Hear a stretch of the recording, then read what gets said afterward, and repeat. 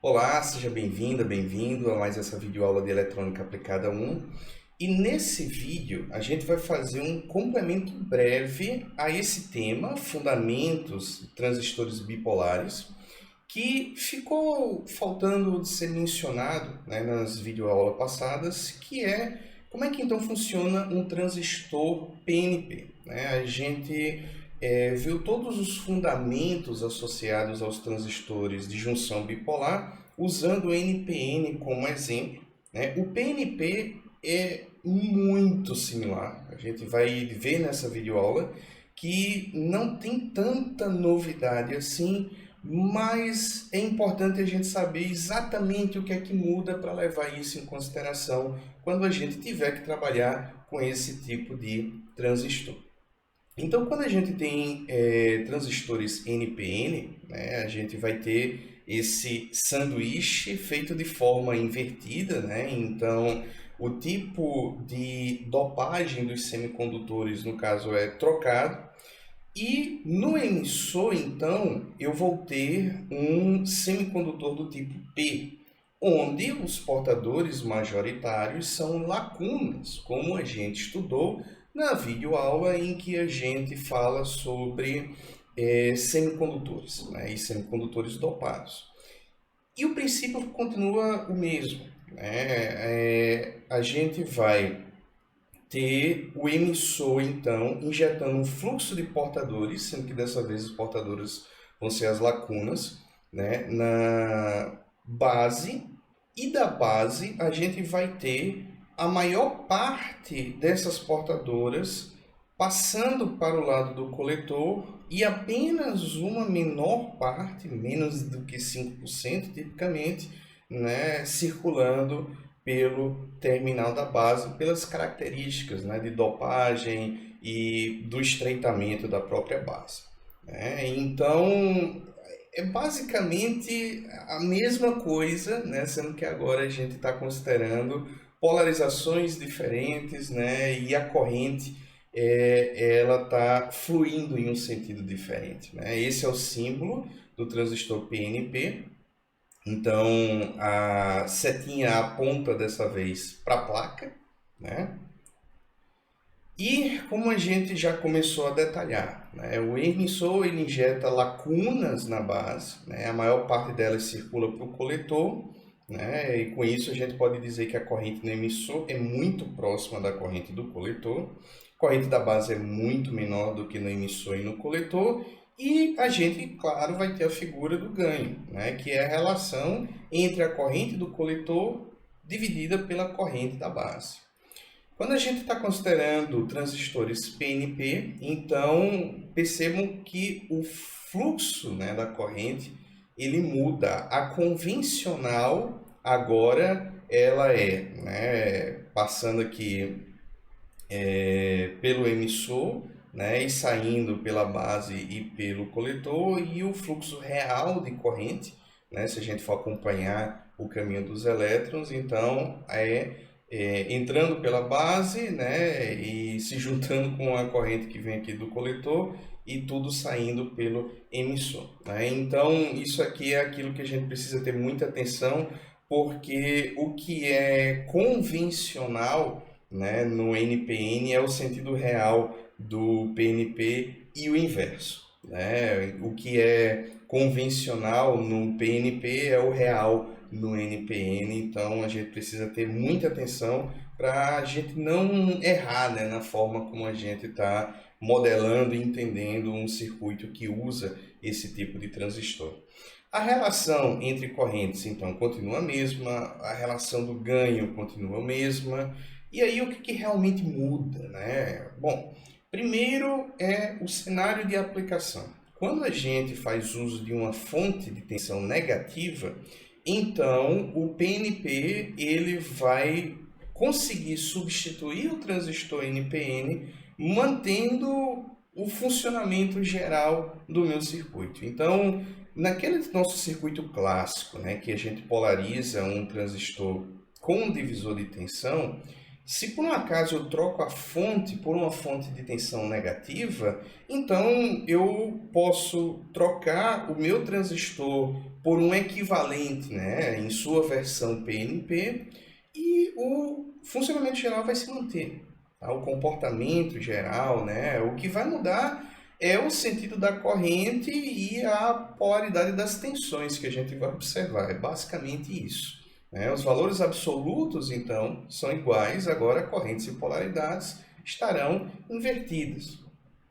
A gente também pode usar um PNP com uma fonte de tensão positiva, né? Porque a fonte de tensão positiva, a gente precisa manter em mente, é a fonte mais comum, né? Quando a gente faz uso do PNP nesse cenário, né, tipicamente a gente vai ter, então, base, né, coletor e emissor, então a gente vai girar, certo? Ele, e a gente, em geral, vai aplicar ele no circuito dessa forma aqui, tá? O emissor para cima, onde antes se conectava o coletor, quando eu tinha um transistor NPN, né, e isso invertido com o emissor. Então a gente faria uma coisa nessa linha aqui. Tá certo? E aí sim, esse transistor ele vai conseguir operar, né, de forma equivalente a um transistor NPN. Perceba que eu inverti também, tá, acompanhando as sequências desses resistores aqui do meu divisor de tensão. O resistor do emissor, né, acompanhou aqui o emissor na minha inversão, e o resistor do coletor acompanhou o coletor aqui na minha inversão. Né? Então, percebo, o emissor está aqui na parte de cima, o coletor está aqui na parte de baixo, né? E a minha fonte de tensão agora é positiva. Eu não estou usando mais uma fonte de tensão negativa. Como é que a gente analisa isso? Né? Bom, a lei de Ohm continua se aplicando, né, como era de se esperar.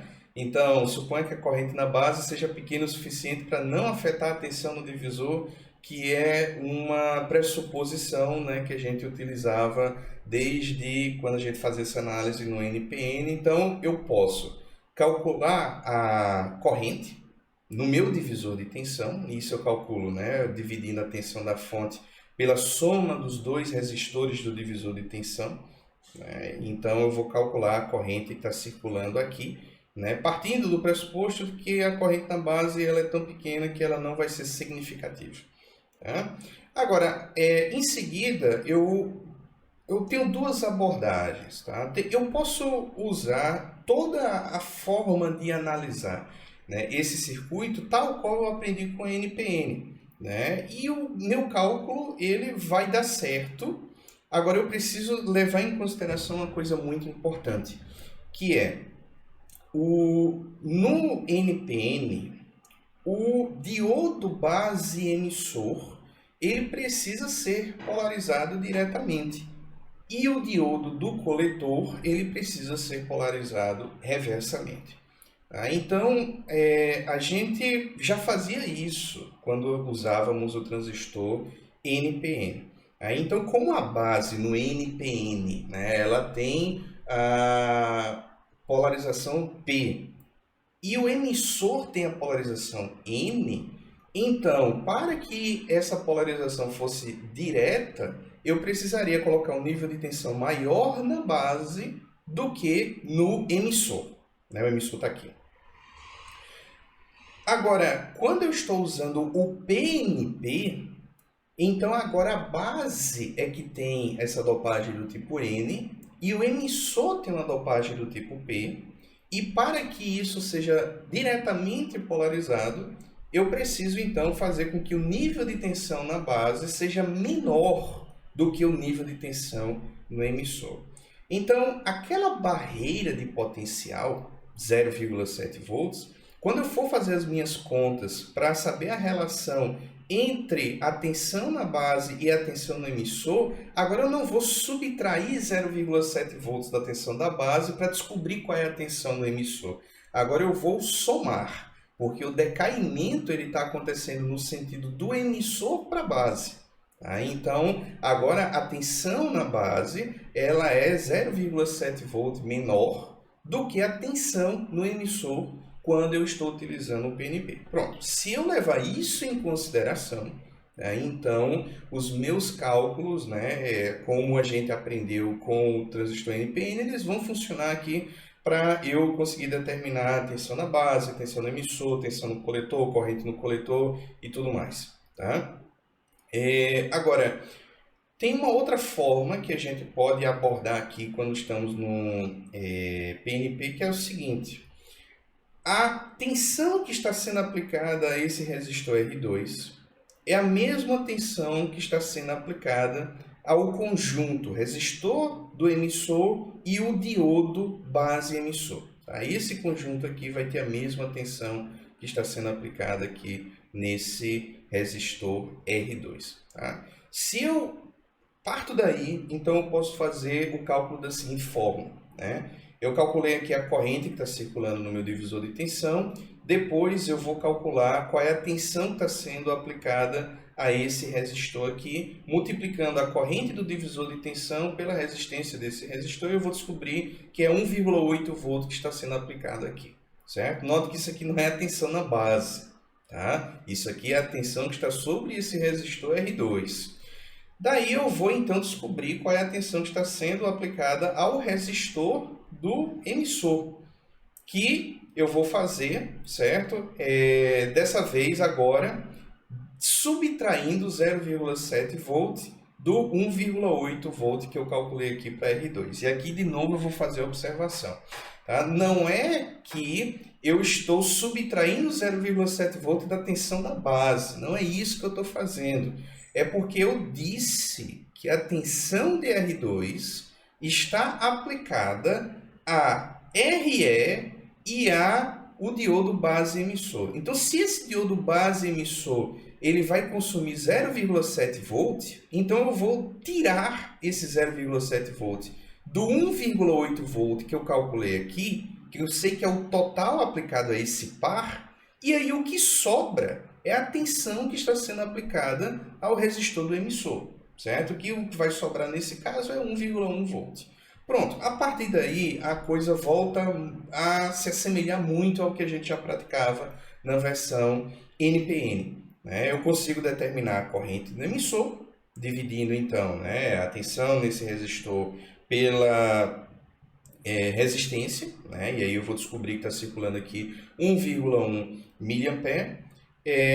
Com isso eu consigo multiplicar essa corrente, né, pela resistência do coletor, porque eu estou aplicando mais uma vez, né, aquela relação de que a corrente no coletor é aproximadamente igual à corrente no emissor, e daí eu vou descobrir então qual é a tensão sendo aplicada ao meu coletor aqui, que é 3,96. Né? Então, se eu pegar um multímetro, né, colocar a ponta de teste aqui no coletor e a ponta de referência, né, no terra, então essa é a tensão que eu vou estar medindo aqui, certo? Deixa eu tirar aqui a minha câmera para não atrapalhar.